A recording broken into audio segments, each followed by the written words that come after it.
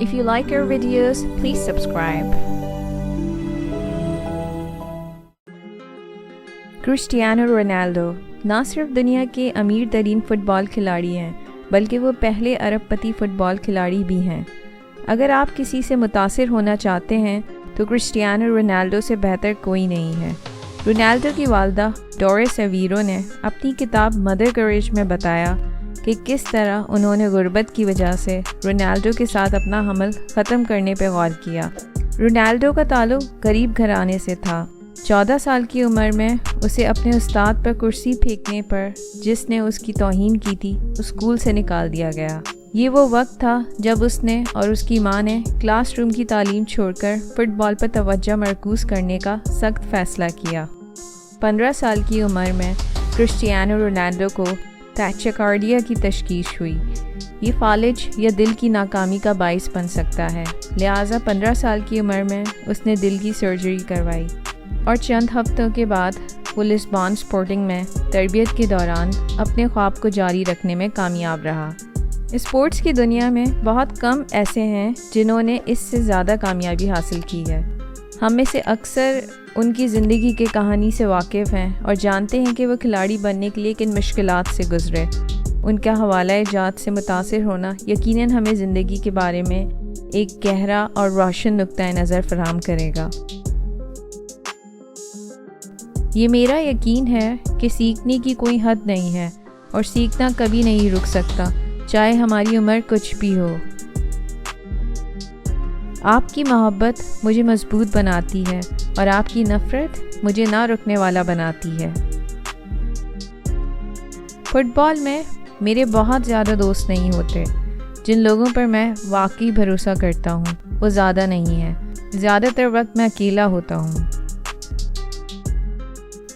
Talent سب کچھ نہیں ہے، آپ اسے جھولے سے لے سکتے ہیں، لیکن تجارت کو بہترین بنانے کے لیے سیکھنا ضروری ہے۔ میں اپنے آپ کو دنیا کا بہترین فٹ بالر سمجھتا ہوں۔ اگر آپ کو یقین نہیں ہے کہ آپ بہترین ہیں تو آپ کبھی بھی وہ سب کچھ حاصل نہیں کر پائیں گے جس کے آپ اہل ہیں۔ مجھے کوئی اعتراض نہیں کہ لوگ مجھ سے نفرت کرتے ہیں، کیونکہ یہ مجھے مزید اپنے مقصد میں آگے دھکیلتا ہے۔ میرے خیال میں بعض اوقات بہترین تربیت آرام کرنا ہے۔ میری بھی بہت سی خامیاں ہیں، لیکن میں ایک پیشہ ور ہوں جو کھونا یا ہارنا پسند نہیں کرتا۔ میں دنیا کو تبدیل کرنے والا نہیں ہوں۔ آپ دنیا کو تبدیل نہیں کر سکتے ہیں، لیکن ہم مدد کر سکتے ہیں۔ ہم سب مدد کر سکتے ہیں۔ ہمیں اپنے خواب بتانے کی ضرورت نہیں ہے، ہمیں انہیں حقیقت میں پورا کر کے دکھانا ہے۔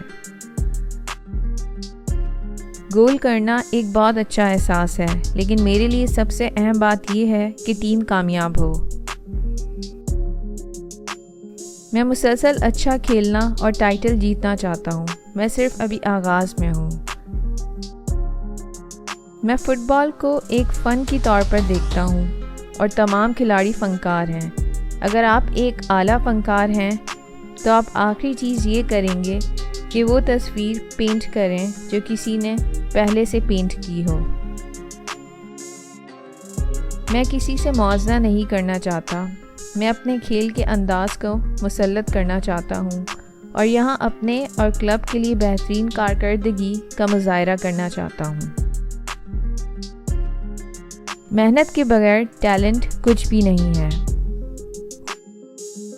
خواب وہ نہیں ہوتے جو آپ نیند میں دیکھتے ہیں، خواب وہ ہوتے ہیں جو آپ کو سونے نہیں دیتے۔